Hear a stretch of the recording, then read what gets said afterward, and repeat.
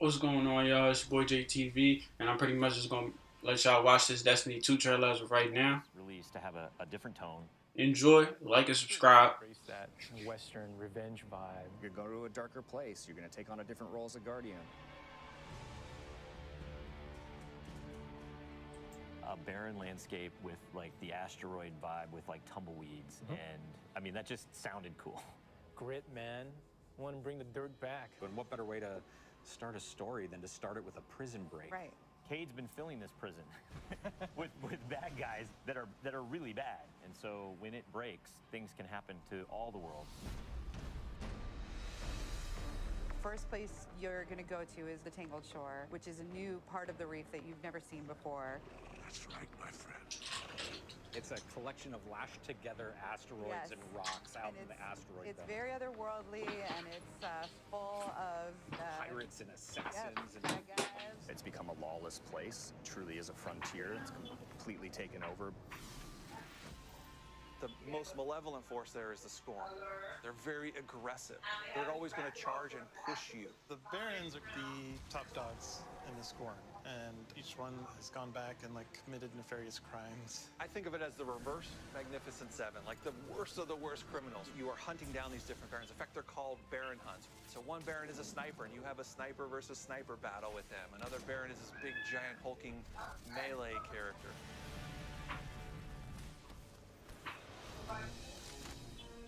One of the things we're most excited about is the new weapon system. Hey, if you like Destiny 2, great, play that way.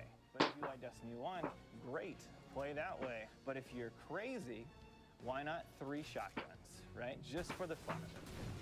We need to have as many ways as possible, and then we need to have people fighting about it. Like, nah, man, you f***ed up, you're taking the wrong weapons, or can I say?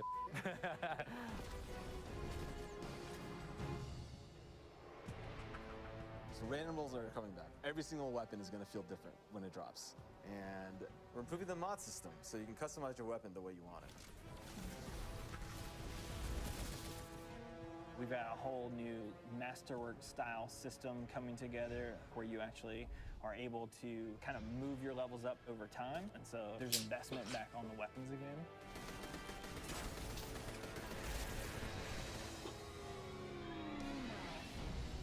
New supers, yeah, crazy new supers. That look dope. Knives are awesome, which is a different take on Golden Gun. We took a lot of inspiration from Rise of Iron. Cast that thing. You got a huge hammer now, and you slam that thing down, and it sends out this fire in front of you that then creates a fire tornado. We gotta take it to the next level, you know? The idea that anyone who plays, however they play, they're going to have some new way to engage. Yeah. I'm in love with the new Void Warlock. Teleportation that's super anime, just We've been having great games with the Arc Warlock. Basically cast this thing, he pulls back. Yeah, and it's gonna break the game, and I think that's amazing, yeah, you know? We also wanted a new weapon type that felt meaningful, so we came up with a bow and arrow, which seems kind of crazy, but when you use it, you feel like godlike. It is utilitarian, it's fantastical, it's also sci-fi. So we have a short range bow, we have a medium range bow, we have a long range bow. We built this guy who's supposed to be super techie. You're like, why would you ever choose a bow in a game that has an automatic, machine gun? But boy, it's deadly. I mean, that's a nice machine gun you got there, buddy, but right, and then it's done. The biggest thing for me going into production on this game was a new way to play, a new thing to do that is new to Destiny. Let's see what we've got. We want to be able to give players what they want, but also surprise them. Gambit is a brand new mode. Destiny begs to marry PvE and PvP together. It's like adding bacon to peanut butter and jelly. You start off being able to see the other team that you're going to compete against, so you can taunt each other, you can emote. Each team is in their own separate arena, and they're being assaulted by combatants. They're dropping motes for you to collect, you bank them. When you put them in your bank, you're going to send a blocker over to the other side. That locks their bank down. They can't put motes into it until they take out that blocker. filling up your bank with the motes is how you summon your primeval. You burn it down, that's it, round's over. The interesting part is that we allow one person from your team to go over to the other side and physically invade. I mean, I've seen people that just hate PvP. Like, the first time they invade and they get multiple kills, they'll come back and they'll be like, suck it! It's awesome.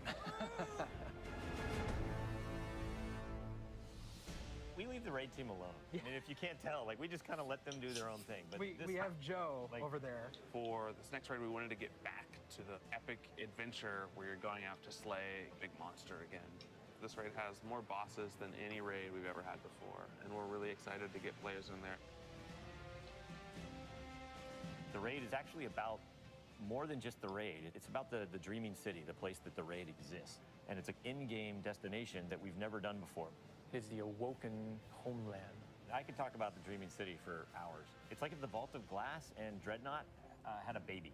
If they were like twins. Or the yeah, that's actually more accurate. Yeah, they're like twins. It's Yeah, like yeah, yeah. It had twins, and then you took those twins and you put them on the doorstep of Peter Jackson, raised them as his own, and then that's the dreaming city. It is magical and weird and mysterious. It's designed to be a destination that has puzzles that you need to solve.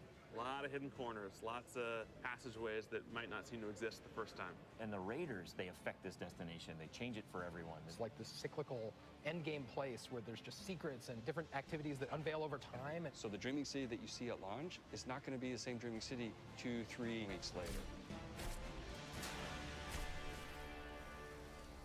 That's dope, man. So with every design decision we've made for the Forsaken, like the first thing we ask is how will the community react to this? Players want their investment in Destiny to matter, and they want to be able to see that reflected in the content. We knew we wanted to do something for the collectors in our game, so we built a feature called the Collections. It's a way for you to track all the items that you can go out and acquire. There's so much gear in our game. There are 2,000 items you can get. Go get them. You can look at sets and you can say, I haven't filled out this set. What do I have to do to go get it? If I want to find like how many guns in the world, I can actually go look now. We also had a triumphs thing, which is just acknowledging your achievement. It like ties into records, it ties into lore. It's a thing that can help you drive like, hey, I want to do that. And if I do those things, I can get a title. Like I can have a title floating over my name that says that I'm a god or whatever. Not me, like you. We want Forsaken to feel like a game that never ends. So we're going to reinforce the hobby and make the experience something that can be played night over night. We're changing the weapon slots. We're changing how the pursuits work. We're adding new features like the collections and the triumphs. We built Gambit. We've got a whole bunch of new weapons to chase, exotics that are really powerful. We have Lisa focusing on some sweet new exotic armor. Maybe we got overboard, like dialed it too high. Ore to go out there and collect in the world, exotic armor pieces to go out there and hunt. We're working on armor perks, random rolls, new mod system, new subclass paths. We're making Forsaken for people who love Destiny. Making a game that we can all love. That is the goal. That's what we're going to constantly be pushing towards, always. Everything we're building is through that lens.